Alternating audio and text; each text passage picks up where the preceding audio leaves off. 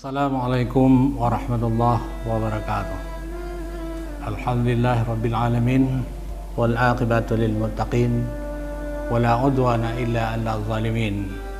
Wassalatu wassalamu ala asyrafil anbiya'i wal mursalin wa ala alihi wa ashabihi ajma'in. Amma ba'du. Puji syukur mari kita sampaikan kehadirat Allah Subhanahu wa taala. Semoga Allah senantiasa melimpahkan rahmat dan hidayahnya dan maunahnya kepada kita bersama dalam segala bentuk kegiatan selama kita hidup. Selawat salam juga mari kita sampaikan ke pangkuan Nabi kita Muhammad sallallahu alaihi wasallam dan pada seluruh ahlul bait beliau sekalian dan sahabat-sahabat beliau sekalian.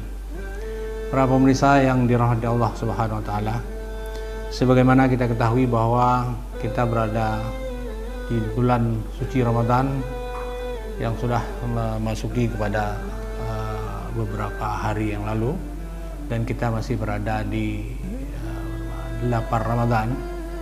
Mudah-mudahan Ramadan tahun ini kita dapat menyelesaikan dengan sebaik-baiknya.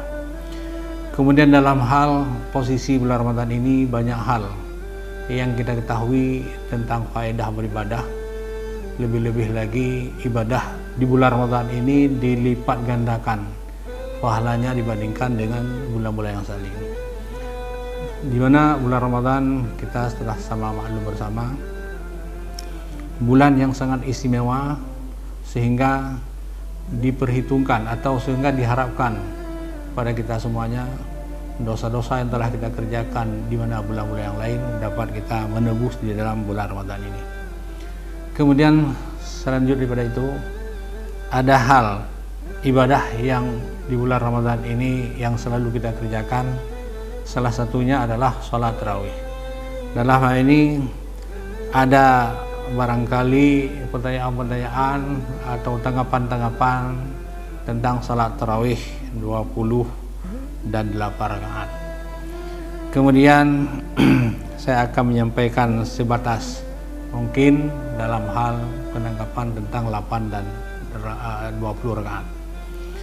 Kita telah ketahui bersama di mana salat tarawih ini yang sebahagian kita di Indonesia atau di Aceh barangkali ada yang mengerjakan 8, ada yang 20. Kemudian dalam hal ini kita melihat kepada kajian-kajian yang tertentu, artinya kajian yang mendalam, di mana salat tarawih dan 20 ini yang bisa kita mencermati, yang bisa kita pikirkan supaya dalam prinsip dalam itikad ini sebenarnya yang mana yang hilang, yang mana yang yakin, ya hakul yakin.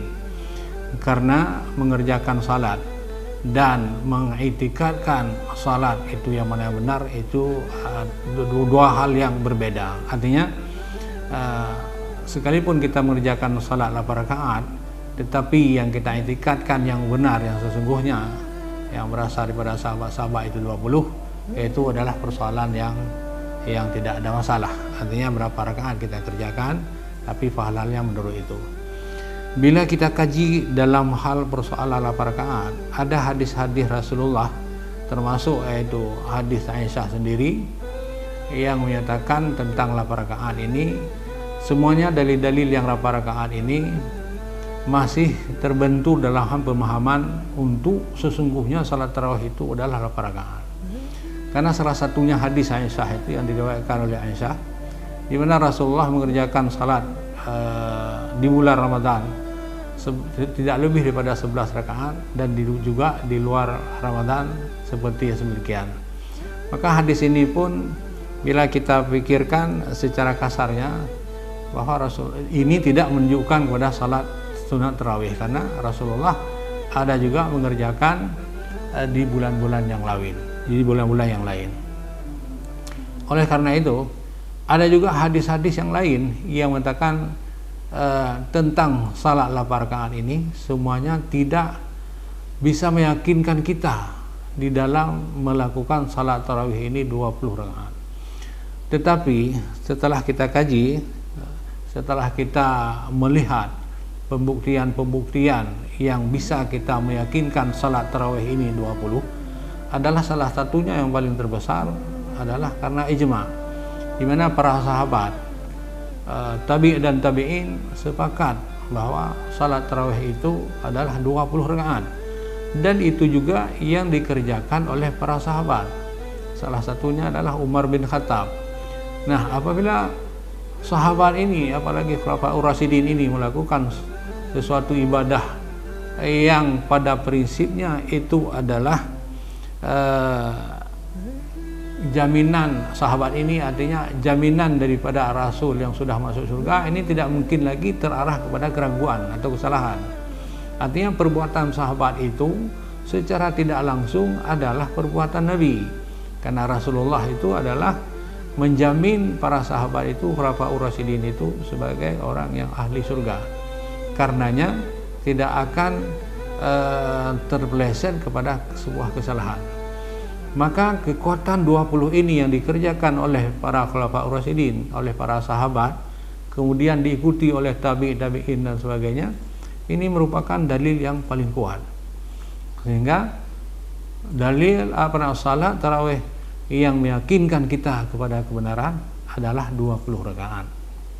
Adapun i'tikad kita kepada 8 rakaat, ini masih kita ragukan dalam hal pembuktian dalil-dalilnya.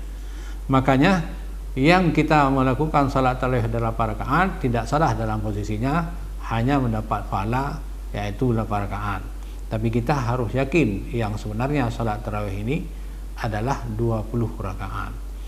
Nah, oleh karena demikian kita bisa melihat secara zahiriyah, secara transparansi dan secara pembuktian yang nyata, di mana kita Imam Syafi'i juga para imam mazhab yang lain seperti Hanafi di Madinah dan di Arab Saudi melakukan salat tarawih ini 20 rakaat.